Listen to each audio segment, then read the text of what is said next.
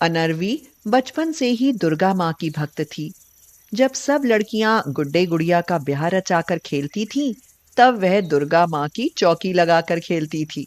अनर्वी की माँ गीता कहती है, कभी खिलौने से भी खेल लिया कर। माँ, मुझे खिलौने नहीं भाते। मेरा मन करता है कि मैं अपनी दुर्गा मैया के साथ ही खेलूं। समय गुजरता गया। अनर्वी बड़ी हो गई। उसके माता पिता को उसकी शादी की चिंता होने लगी और फिर उसे एक योग्य लड़का सागर मिला।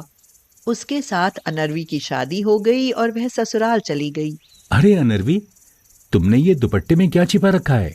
ये दुर्गा मैया है। अब ये हमारे साथ इसी घर में ही रहेंगी। अनर्वी, इन्हें मंदिर में रखो और मेरी बात सुनो। देखो, मेरी 2 भाभियां हैं। वो आपस में सगी बहनें हैं। बच्चे ना होने के कारण वो कुछ चिड़चिड़ी रहती हैं। तुम इस घर की छोटी बहू हो, इसलिए कभी उन्हें पलटकर जवाब मत देना। देखो, मेरी माँ नहीं है ना, इसलिए उनका दर्जा मेरे लिए माँ के बराबर है। समझ गई? मैं ऐसा कभी नहीं करूंगी सागर।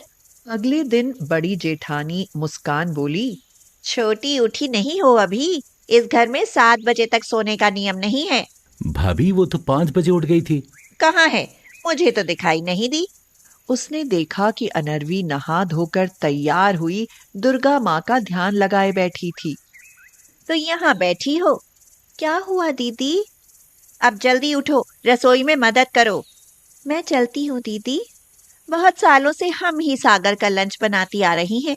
अब तुम आ गई हो तो अपने पति की जिम्मेदारी संभालो। हाँ, पूरे दिन काम करती रहती हो। अरे, कुछ समय मेरे लिए भी निकाल लिया करो ना। अब तो मैं अपनी दुर्गा माँ के लिए भी समय नहीं निकाल पाती। अनर्वी, क्या दुर्गा माँ ही तुम्हारे लिए सब कुछ है? आप मेरे सब कुछ हैं, लेकिन वो मेरी सहेली हैं, जिनसे मैं अपने दिल की बातें करती हूँ। अगर तुम उन्हें इतना मानती हो तो उनसे कहो कि हमें एक प्यारा सा बेटा दें।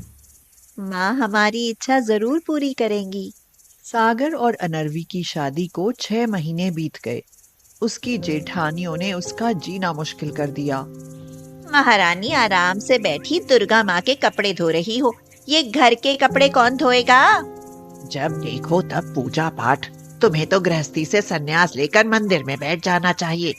कपड़े जल्दी धो लो, मैं अपनी सहेली के घर जा रही हूँ। रसोई में बर्तन भी पड़े हैं, साफ कर लेना। ठीक है दीदी, जल्दी कर लेना। मेरी तबीयत तो वैसे भी आजकल खराब रहती है। अनर्वी चुपचाप सारे काम करती रही। नारद और दुर्गा माँ ये सब देख रहे थे। नारद बोले, नारायण नारायण।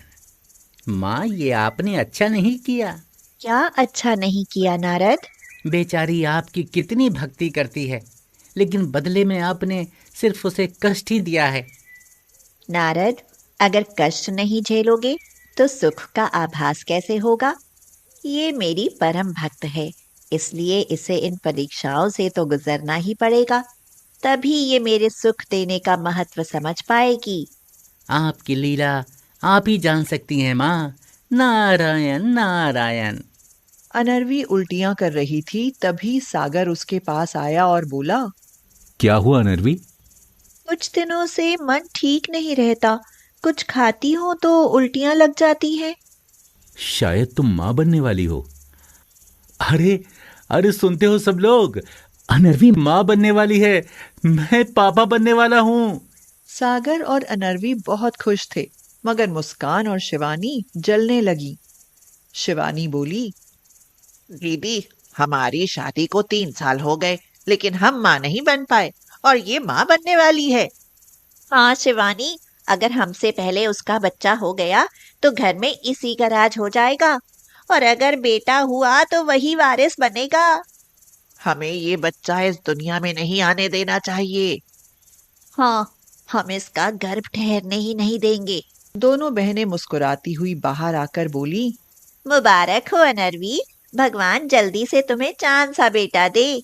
अगले दिन मुस्कान बोली, अनर्वी, कपड़ों की बाल्टी ऊपर ले जाकर कपड़े सुखाओ। मेरे पेट में बहुत दर्द है। मगर मैं क्या? कुछ नहीं होगा, जाओ। अनर्वी दुर्गा माँ का नाम लेते हुए कपड़ों से भरी बाल्टी लेकर ऊपर चढ़ गई। मगर उसे कुछ नहीं हुआ। अनर्वी रसोई में जा रही थी, तभी शिवानी ने उसे जानबूझकर पैर अड़ा दिया और वह गिर गई। हे दुर्गा माँ, बचाओ। अरे उठो, मुझे माफ कर देना। मैं उधर से आ रही थी कि तुमसे पैर लग गया। कहीं चोट तो नहीं लगी? अनर्वी उठती हुई बोली। चोट तो लग जाती, मगर दुर्गे माँ ने बचा लिया। मुस्कान कमरे में जाकर शिवानी से बोली। लगता है छोटी मोटी चोट देने से कुछ नहीं होने वाला इसके बच्चे को। अब हमें इसे दवाई खिलानी पड़ेगी। शिवानी उसके खाने में दवाई मिलाकर उसे खाना देने गई। दीदी, आप मेरा खाना क्यों लेकर आई? मैं खुद ले लेती। तुम माँ बनने वाली हो, हम तुम्हारा ख्याल नहीं रखेंगे तो कौन रखेगा? चलो खाना खाओ। अरे ये एक और माथे से लगाकर अलग क्यों रख दिया? दीदी, ये कौर दुर्गा माँ का है। उन्हें खिलाए बिना मैं कुछ नहीं खाती। अनर्वी ने सारा खाना खा लिया। शिवानी और मुस्कान बहुत खुश थी कि अब उसका बच्चा नहीं रहेगा, लेकिन अनर्वी बिल्कुल ठीक लग रही थी। अब वो दोनों परेशान थी कि उसे कुछ हुआ क्यों नहीं। ऐसा तो नहीं कि दुर्गा माँ ही उसके गर्भ की रक्षा कर रही हो। उन्होंने सोचा कि इस घर में से उसकी दुर्गा माँ को ही हटा देना चाहिए। उन्होंने दुर्गा माँ की मूर्ति उठाकर बाहर फेंक दी। मूर्ति फेंकते ही वो दोनों अजीब हरकत करने लगी। वो चीखती चिल्लाती एक दूसरे के बालों को खींचती हुई अंदर आई। अनर्वी ने उनसे पूछा। दीदी, क्या हुआ? आप एक दूसरे से ऐसे क्यों लड़ रही हैं?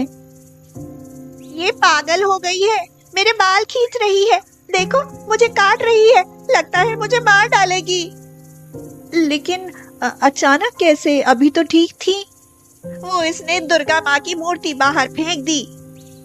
इतना कहते ही मुस्कान भी पागल हो गई और वह भी शिवानी को मारने लगी। अनर्वी ने मंदिर में जाकर देखा तो मूर्ति नहीं थी, पर बाहर पड़ी हुई थी। अनर्वी मूर्ति उठाकर अंदर ले गई और बोली। हे माँ, इन्होंने आपकी मूर्ति बाहर फेंक दी, इसलिए आपने इन्हें पागल कर दिया। उन्हें ठीक कर दो माँ। दुर्गा साक्षात प्रकट होकर बोली। हे पुत्री, इनका पागल रहना ही ठीक है।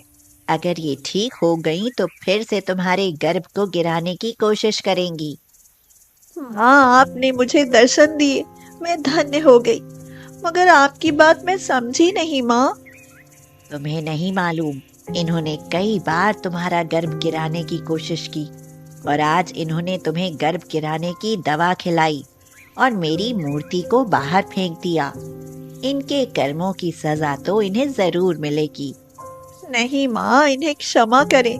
मेरी भक्ति की इतनी लाज रखो। इन्हें ठीक कर दो माँ। दुर्गा माँ उसकी आंखों में आंसू देख भावुक हो गईं और उन्हें ठीक कर दिया। अरे, ये हमें क्या हो गया था? हम एक दूसरे को क्यों मार रही थी? हाँ, याद आया। जब दुर्गा माँ की मूर्ति फेंकी तभी हमें कुछ होने लगा था। दीदी, आपने जो किया बहुत गलत किया, लेकिन मेरे कहने से दुर्गा माँ ने आपको ठीक कर दिया है। वो दोनों साक्षात दुर्गा माँ को देखकर चौंक गई और उनके पैरों में लेटकर माफी मांगने लगी। तुम दोनों ने एक गर्भवती बहू को सताया था, ये उसकी सजा थी। हमें माफ कर दो माँ, हम इसके गर्भवती होने से जलने लगे थे। तुम भी गर्भवती हो जाओगी। बस मेरी इस भक्त की तरह मेरी भक्ति करो। और ये कहकर वो अंतर्ध्यान हो गईं। देखा दीदी, मैंने कैसे अपनी भक्ति से अपने बच्चे को बचा लिया और आप भी ठीक हो गईं। तो अब वो तीनों प्यार से रहने लगी और कुछ दिनों बाद अनर्वी ने एक प्यारे से बेटे को जन्म दिया। सब ने दुर्गा माँ को शीश झुकाए और धन्यवाद दिया।